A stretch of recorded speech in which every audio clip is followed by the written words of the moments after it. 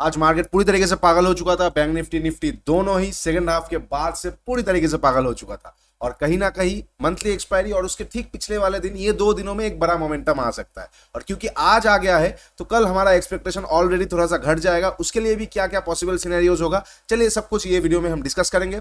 तो hey everyone, welcome back to my YouTube channel the Bengal trader. I hope you guys are doing well. देखिए आज जो ये rally हुआ है, आप लोगों को शायद लग सकता है 150 रुपए वाला 400 रुपए चला गया, लेकिन टू बी ऑनेस्ट यहां तक कोई नहीं पकड़ रहा है। अगर यहां तक कोई पकड़ा है तो आपको समझना पड़ेगा वो लोग 10 में से 2 ही दिन प्रॉफिटेबल होंगे, क्योंकि वो लोग का तो टारगेट का जो बेसिकल सिनेरियो है, अगर कोई लोग ये जोन तक भी पकड़ेगा तो भी मैं मानूंगा, लेकिन टॉप टू बॉटम कोई पकड़ नहीं सकता। ठीक है, ये बात आपको एक बार क्लियरली दिमाग में रखना होगा। तो कभी भी इस तरह का फॉल या राइज या फिर कुछ भी हो जाए उसके बाद कभी भी दिल मत दुखाइए कि अरे इतना बड़ा मिस हो गया। देखिए आपको इतना बड़ा नहीं पकड़ना है। इतना बड़ा आप पकड़ने के चक्कर में छोटे छोटे जगह पे जो भी आपका प्रॉफिट बुकिंग आता है वो आप मिस कर देते हैं। इसीलिए आप इस बीच में से कुछ किसी चीज को पकड़ेंगे। जैसे हमारा क्या प्लान था, लास्ट वीडियो में हमने डिस्कस किया था कि 44,600 के ऊपर अगर गैप अप खुलेगा तो हम बुलिश साइड में देखने की कोशिश करेंगे, क्योंकि यहां पे एक ट्रेंड लाइन था, यहां पे जो ट्रेंड लाइन था यहां पे बेयर ट्रैप हो चुके होंगे। ठीक है, बिल्कुल मार्केट 44,600 के ऊपर ओपन हुआ, उसके ऊपर निकला, मैंने भी बाई किया था, लेकिन मेरा एसएल हिट हुआ। आप सोचिए ये तरह का मार्केट पे भी मेरा एसएल हिट हुआ, तो मैं मार्केट के साथ कभी झगड़ा नहीं करता।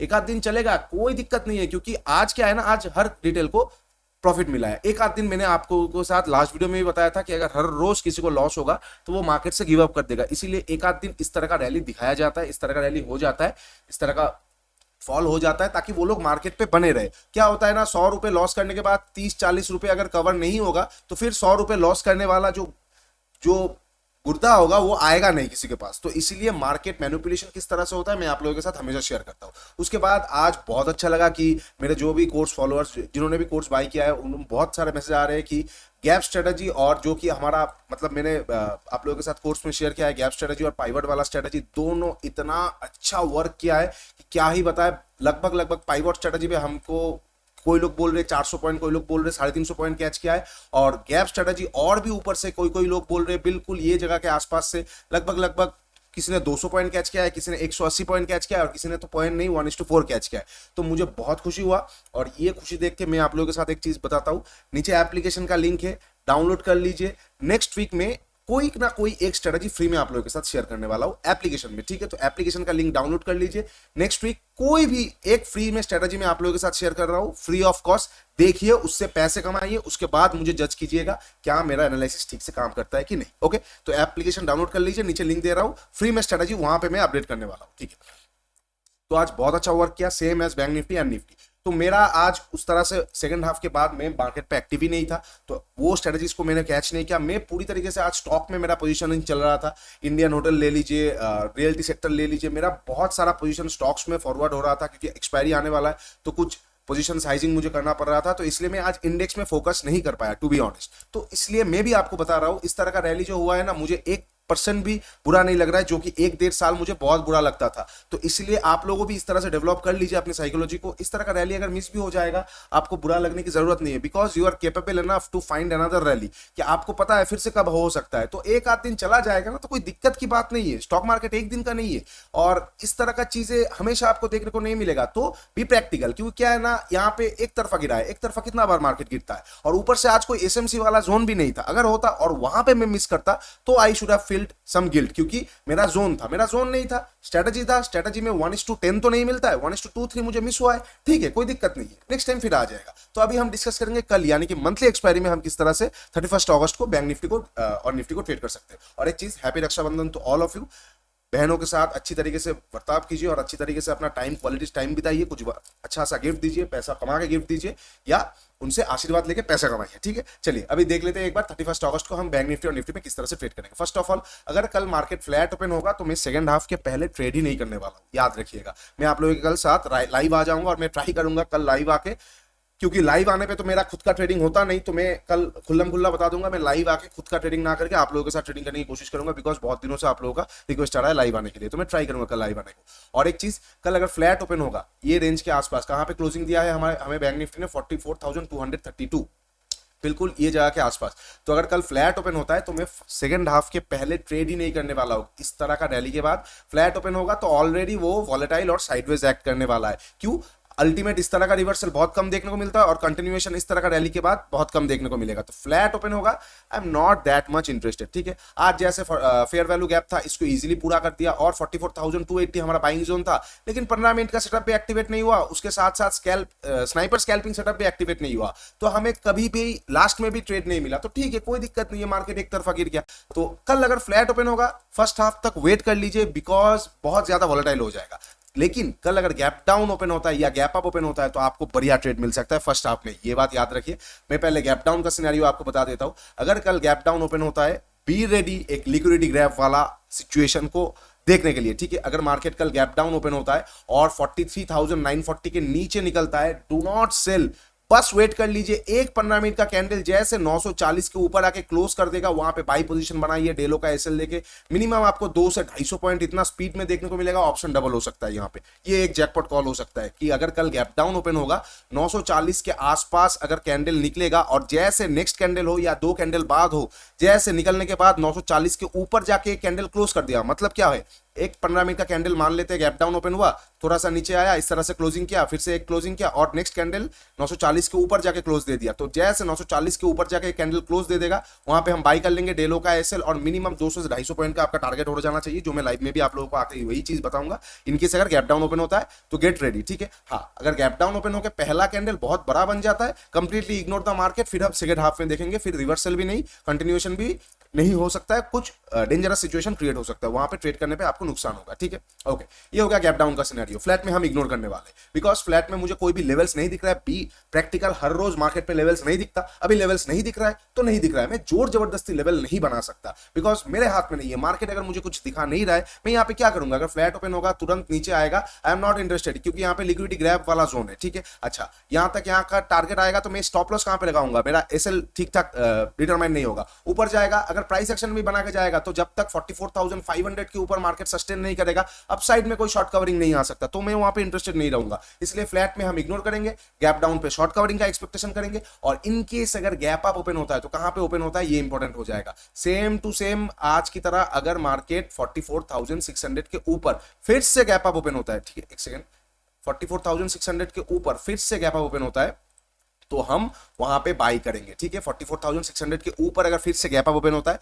सेम टू सेम आज की तरह 15 मिनट का कैंडल बनाएगा, उसके ऊपर निकलेगा, we are going to buy day low का एसएल, और हम टारगेट बिल्कुल लेके ही बैठेंगे पूरा एकदम शॉर्ट कवरिंग का, क्योंकि फिर से बियर ट्रैप होगा। आज भी बियर ट्रैप हुआ था, लास्ट दिन भी बियर ट्रैप हुआ था, आज भी बियर, अगर गैप अप ओपन होगा आज भी हो जाएगा। अब हर रोज गैप अप ओपनिंग के बाद एक फॉल एक्सपेक्टेड हम नहीं कर सकते, मार्केट एक बहुत अच्छी तरीके से ऊपर में खींच देगा। तो इसके लिए रेडी रहिए कि अगर गैप अप ओपन होता है और 44,600 के ऊपर जाके कैंडल क्लोज वगैरह कर देता है ना, तो उसके ऊपर निकलेगा we are going to buy. हाँ, अगर 44,600 के नीचे गैप अप ओपन होता है तो वहां पे ना तो हम बाई करेंगे ना तो सेल करेंगे, क्यों, ऑलरेडी गैप अप ओपन है तो सेंटीमेंट थोड़ा सा पॉजिटिव है, सेलिंग जोन के आसपास जा सकता है। कल का सेलिंग देखता हुआ आज रिटेल सेल फिर से, आज का सेलिंग देखता हुआ कल फिर से रिटेल सेल कर सकता है, उसके बाद हमें इधर साइड का मूवमेंट देखने को मिल सकता है, तो हम प्राइस एक्शन का वेट करेंगे। अगर 44,600 के नीचे गैप अप ओपन होता है तो या तो हमें इस तरह का प्राइस एक्शन पे हम बाई करेंगे या तो हम इस तरह का प्राइस एक्शन पे सेल करेंगे, ठीक है। याद रखिए, एकदम सिंपल लॉजिक होगा। बाकी फुल्ली मैं लाइव आने की कोशिश करूंगा, आऊंगा भी, वे 10 बजे हो 9:30 बजे हो, उसके बाद हम एक साथ ट्रेड करने वाले हैं, ठीक है। ओके, ये हो गया बैंक निफ्टी का। अब थोड़ा सा देख लेते हैं निफ्टी 50 में क्या चल रहा है, नहीं चल रहा है। निफ्टी बहुत देर तक खुद को होल्ड करने की कोशिश किया, यहां पे आपको एम पैटर्न जरूर दिख रहा होगा, लेकिन वो उतना कन्वेक्शनल एम पैटर्न है नहीं। सेकंड हाफ में गिरा है, बैंक निफ्टी के प्रेशर की वजह से गिरा है। निफ्टी में कोई भी स्टॉक उस तरह से टूटा नहीं, just for the sake of banking stocks थोड़ा सा मार्केट पे, जिसे हम इंडेक्स मैनेजमेंट कहते हैं, इंडेक्स मैनेज हो रहा है। और निफ्टी यहाँ पे क्या कर सकता है, सामने लिक्विडिटीज एरिया वगैरह है तो निफ्टी भी यहां से घूमने की कोशिश कर सकता है। तो similar kind of scenario Nifty में भी फ्लैट ओपन होगा, वी आर नॉट इंटरेस्टेड। ऊपर जाए नॉट इंटरेस्टेड, नीचे जाए not interested, unless and until second half हो जाए, 1:30 बज जाए, 2 बज जाए, उसके बाद हमें कोई रेंज ब्रेकआउट या रेंज ब्रेकडाउन मिले तो हम वहां पे ट्रेड करेंगे, ठीक है। अच्छा, मान लेते हैं गैप डाउन ओपन होता है, कहां पे ओपन होता है, अगर इतना नीचे ओपन होगा ना 230 मतलब 100 पॉइंट नीचे, तो मैं हो सकता है मतलब थोड़ा सा मार्केट को देखे घबरा जाओ, फिर एक पैनिकनेस आ सकता है मार्केट में, मतलब हो सकता है एक क्रैश आ जाए, तो वो सिनेरियो में मैं थोड़ा सा क्वांटिटी शॉर्ट कर सकता हूं, वहां पे हम इस तरह से प्ले कर सकते हैं। लेकिन इतना ज्यादा गैप डाउन ओपन होने का चांसेस बहुत कम है, तो हम लॉजिकली बात करते हैं, अगर गैप डाउन ये लेवल के नीचे भी होता है ना, तो भी मैं इंटरेस्टेड रहूंगा बाइंग के लिए। मैं इसको वॉच जोन कर देता हूं, ठीक है, तो भी मैं इंटरेस्टेड रहूंगा बाइंग के लिए। ये कौन सा जोन हो जाएगा, कहीं ना कहीं 19,300, ठीक है। ये जोन के आसपास अगर मान लेते हैं गैप डाउन ओपन होता है 19,300 के नीचे, तो मैं वेट करूंगा, 2 सेटअप के लिए मैं वेट करूंगा। या यहाँ पे लिक्विडिटी पड़ा हुआ है, तो अगर ग्रैब होने के बाद तुरंत 300 के ऊपर जाके similar kind of story bank Nifty की जैसा क्लोज कर देगा, एक 15 मिनट का कैंडल उसके ऊपर निकलेगा, we are going to buy.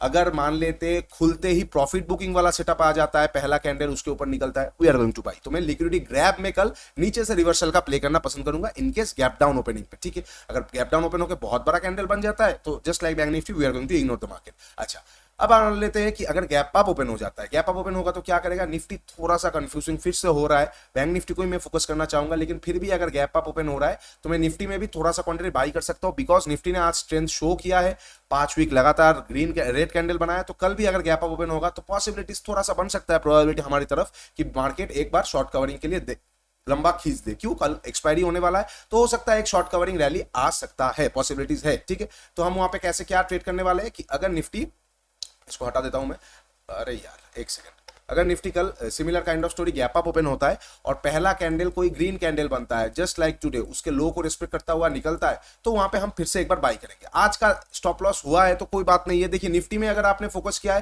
तो वहां पे आपको स्टॉप लॉस भी नहीं मिला, आपको कॉस्ट टू कॉस्ट मिला, लेकिन बैंक निफ्टी में हमें स्टॉप लॉस गया, हम वहां पे कुछ कर नहीं सकते। आपको इस तरह से चीजों को समझना पड़ेगा, गैप स्ट्रेटजी वगैरह वहां पे 1:2 1:3 बहुत इजीली मिल जाता है, लेकिन हम आज ट्रेंडिंग एक्सपेक्ट कर रहे थे अपसाइड की तरफ, तो कहीं ना कहीं मार्केट ने हमारे पूरा व्यूज के अगेंस्ट पे गया है, इसीलिए आज मेरा पैसा नहीं बना है। आप समझ रहे हैं ना, कभी कभी क्या हो जाता है मार्केट के साथ आपका व्यूज मैच नहीं होता, उस दिन क्या होगा, आपका छोटा लॉस होगा। यही चीज रिटेल क्या करते हैं, जिस दिन आपका व्यूज मैच नहीं होगा उस दिन आपका बड़ा लॉस हो जाता है। क्यों, क्योंकि हर एक जगह पे आप बाई करने की कोशिश करते हैं, यहाँ पे बाई है, यहाँ पे सपोर्ट है, यहाँ पे सपोर्ट है, और मार्केट ट्रेंडिंग में आप रिवर्सल की कोशिश करते हैं, वहां पे सबसे ज्यादा बड़ा लॉसेस होता है। आपको बस उससे बचना है। क्या हो जाएगा, बड़ा लॉस जब कट हो जाएगा ऑटोमेटिक आपके पोर्टफोलियो से, ऑटोमेटिक आप देखेंगे छोटे छोटे प्रॉफिट्स आपको बहुत पैसा बना के दे देगा। आपको फिर इस तरह का बड़ा प्रॉफिट की जरूरत भी नहीं है, क्योंकि इस तरह का चीजें कितने बार होता है, ये वन साइडेड आपको यहां पे दिख रहा है, लेकिन ये हमारा जोन था एसएमसी, यहां पे बिल्कुल जोन के बिना गिरा है। तो इस तरह का बहुत वेड और बहुत रेयर सिनेरियोस पे हम ट्रेड करने की कोशिश भी नहीं करते, ठीक है।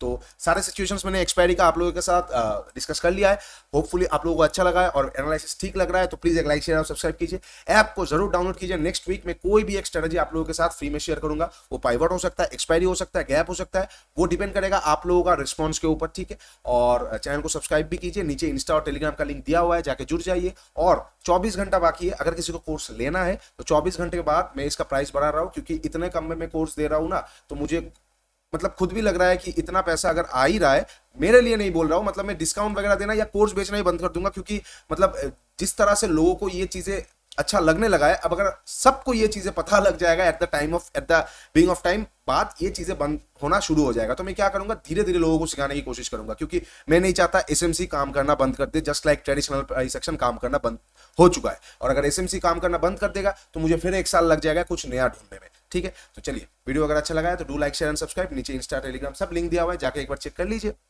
और मिलते हैं नेक्स्ट वीडियो में, कल एक्सपायरी में जरूर मिलेंगे। तो stay tuned with the channel and take care and bye bye.